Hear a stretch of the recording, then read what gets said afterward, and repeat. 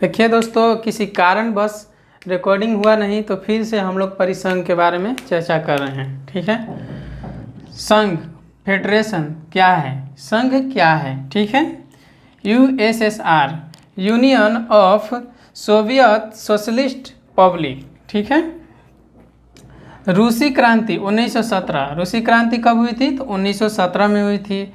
1922 में नींव पड़ी थी किसकी, यूएसएसआर की नींव पड़ी थी।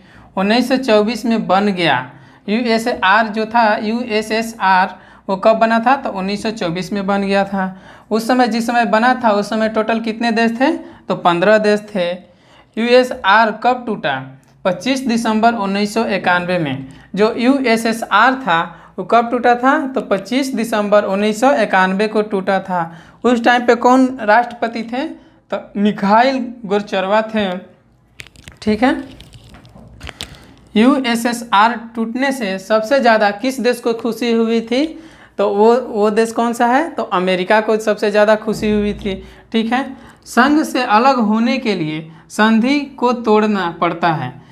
कोई संघ से अलग होने के लिए संधि को तोड़ना पड़ता है। ठीक है, तो जो बाकी के 15-14 देश थे संघ पर सब संधि हुआ था 15 देश के साथ यूएसआर बनाने के लिए। तो क्या हुआ था, उस संधि को 14 देश क्या किए थे तो तोड़ दिए थे। संघ से अलग होने के लिए संधि को तोड़ना पड़ता है। तो 14 देश थे जो क्या किए थे तो यूएसएसआर को संधि को तोड़ दिए थे। ठीक है, कारण परमाणु परीक्षण पर खर्च ज़्यादा। यूएसएसआर टूटने का कारण क्या था तो यूएसएसआर जो था टूटने का कारण यही था कि उसने परमाणु परीक्षण पर सबसे ज़्यादा खर्च कर दिया था, जिससे कि 14 देश क्या थे उन लोगों को विकास के लिए खर्च उस पर कम हुआ था। ठीक है, तो इसीलिए वो 14 देश थे जो नाखुश थे, जिससे कि यूएसएसआर की जो संधि थी वो टूट गई थी। ठीक है, अब अगला एग्जाम्पल हम लेते हैं यूएसए का। यूएसए जब था उस समय कितने देश थे तो 50 स्टेट। यूएसए अभी वर्तमान में कितने स्टेट हैं 50 स्टेट हैं, जो कि सभी के पास अलग अलग अवशिष्ट शक्तियां हैं। जो भी मतलब 50 देश हैं उनके पास सभी के पास क्या है अलग अलग अवशिष्ट शक्तियां हैं। ठीक है, तो अवशिष्ट शक्तियां किसे कहते हैं आइए हम लोग यहाँ देखते हैं। ठीक है, अवशिष्ट शक्तियाँ जिसका संविधान में चर्चा न हो, उस पर कानून बनाने का अधिकार हो, उसे अवशिष्ट शक्तियाँ कहते हैं। ठीक है, भारत में अवशिष्ट शक्तियाँ किसके पास है तो केंद्र सरकार के पास है। संघ यूनाइटेड क्या है, ठीक है, संघ यूनियन क्या है। ठीक है, तो आइए हम लोग एग्जाम्पल के तौर पर समझते हैं। 1857 की क्रांति, जब 1857 की क्रांति जब स्टार्ट हुई थी तो अलग अलग जगहों से स्टार्ट हुई थी। ठीक है, आते हैं 1773 और 1857। 1773 से लेकर 1857 तक ईस्ट इंडिया कंपनी का शासन। क्वेश्चन आता है कि ईस्ट इंडिया कंपनी का शासन कब से कब तक चला। ठीक है, तो 1773 से लेकर 1857 तक था जो कि ईस्ट इंडिया कंपनी का शासन चला। 1857 की क्रांति जब हुई तो 1773 से लेकर 1857 तक जो ईस्ट इंडिया कंपनी भारत में काम कर रही थी, तो यहाँ से मतलब संदेश गया महारानी विक्टोरिया के पास कि आखिर यहाँ पे आंदोलन क्यों हो रहा है। तो महारानी विक्टोरिया ने सीधे यहाँ से मतलब कि 1857 की क्रांति जब हो रही थी तो महारानी विक्टोरिया को यह एहसास हुआ कि मतलब कि यहाँ पे जो ईस्ट इंडिया कंपनी का शासन जो चल रहा था तो ये क्या रही है। मतलब महारानी विक्टोरिया के ये एहसास हुआ कि हमने जो ईस्ट इंडिया कंपनी को वहाँ पे भेजा है तो वहाँ पे इंडिया में कर क्या रही है। तो इसलिए ईस्ट इंडिया कंपनी के स्थान पर 1858 में किसको क्राउन का शासन किया। ठीक है, तो 1858 से लेकर 1947 तक किसका शासन चला तो क्राउन का शासन चला। ठीक है, तो क्राउन का शासन का मतलब क्या होता है। ठीक है, तो क्राउन का शासन का मतलब होता है कि सीधा जो नियंत्रण है या शासन है वो सीधे महारानी के हाथों से, मतलब महारानी के हाथों से या महारानी के द्वारा निर्णय लिया जाता है। ठीक है, उसी को क्या बोलते हैं क्राउन का शासन बोलते हैं।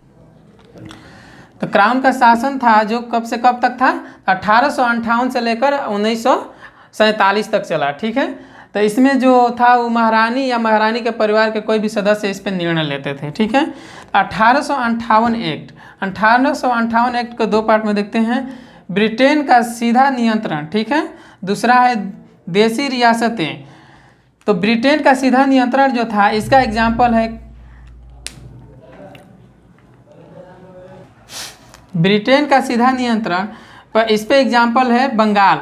ठीक है, जो बंगाल था वहाँ का जो शासन नियंत्रण होता था, वहाँ सीधे कहाँ से नियंत्रण होता था, तो महारानी के यहाँ से नियंत्रण होता था। ठीक है, अब आते हैं 1935 एक्ट। ठीक है, फेडरल सिस्टम को संघीय व्यवस्था को अपनाया। ठीक है, 1935 एक्ट के तहत किसको अपनाया, संघीय व्यवस्था को अपनाया। ठीक है, 1947 में जब हम लोग का देश आज़ाद हुआ 1947 में, तो उस समय कितना रियासतें थी, तो 565 रियासतें थी। क्वेश्चन आता है कि संघीय व्यवस्था को कनाडा से अपनाया गया। तो क्वेश्चन पूछता है हर एग्जाम में कि संघीय व्यवस्था को कहाँ से अपनाया गया, तो कहाँ से अपनाया गया, तो कनाडा से अपनाया गया। 1947 में जब हम लोग का देश आज़ाद हुआ था, उस समय टोटल कितने रियासतें थी, तो 565 रियासतें थी, जो कि सब क्या थी, अलग अलग थी। तो इसका जिम्मेवारी किसको दिया गया कि सबको मिलाने का जिम्मेवारी किसको दिया गया, तो सरदार पटेल को दिया गया।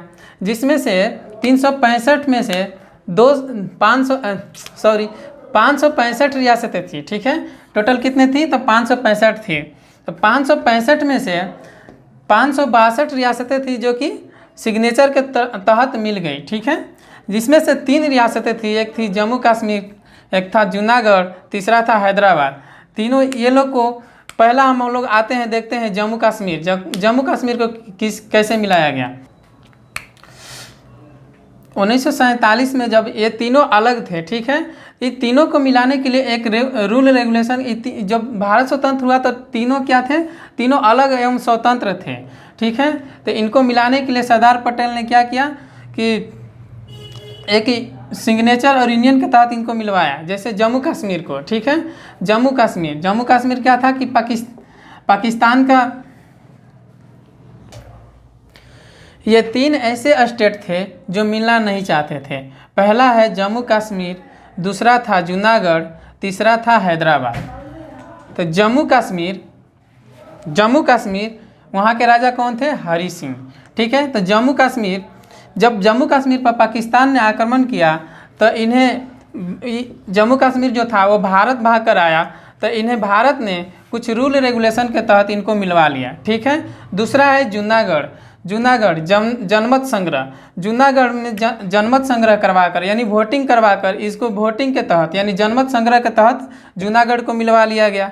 तीसरा है हैदराबाद, ऑपरेशन पोलो के तहत मिलवा लिया गया। ठीक है, तो हैदराबाद क्या करता, एकदम ही नहीं मिलना चाहता था, तो इसको क्या किया गया कि ऑपरेशन पोलो का मतलब होता है कि इसको लाठी डंडे के बल पे इसको क्या किया गया, हैदराबाद को सरदार पटेल ने मिलवा लिया। ठीक है, संघ, इससे राज्य अपनी पारस्परिक सहमति से अलग नहीं होते। संघ, यूनियन का मतलब यहाँ पे हम समझाए हैं कि जैसे कि इससे क्या होता है कि राज्य अपने बिना सहमति के अलग नहीं हो सकते। जैसे मान लीजिए बिहार है, बिहार चाहेगा कि भारत से अलग एक राज्य देश बनाएं, तो ये मुमकिन नहीं है, क्योंकि ये जो अधिकार है ये किसके पास है, केंद्र के पास है। ठीक है, तो बॉडी जैसे है यहाँ पे एक एग्जांपल में लिए हुए शादी से पहले लड़का या लड़की दोनों स्वतंत्र हैं, लेकिन जब शादी होता है तो इसके बाद वो एक बॉन्ड में बन जाते हैं, बंधन में बन जाते हैं, तो वो भी अब अलग नहीं हो सकते हैं। इसके बाद है बॉडी क्या चीज़, बॉडी है, हम लोग का बॉडी है। मान लीजिए हाथ कट गया तो अलग हो गया, तो क्या हो गया, बेकार हो गया। तो इसी तरह ये क्या है, यूनियन है। इसके बाद मशीन है, यूनाइटेड, यूएसए क्या करता है कि जैसे मान लीजिए नट बोल्ट है, मशीन का पुर्जा जैसे नट बोल्ट है, वो अलग होकर भी काम करते रहता है। उसी तरह क्या है यूएसए का देश अलग अलग है लेकिन काम करते हैं एक साथ। तो आज का सेशन हम लोग यहीं तक रखते हैं। आज थोड़ा सा त्रुटि कुछ ज़्यादा ही हुई है, इसके लिए क्षमा मांगते हैं, और इसे हम लोग कल एक नए सेशन में मिलेंगे।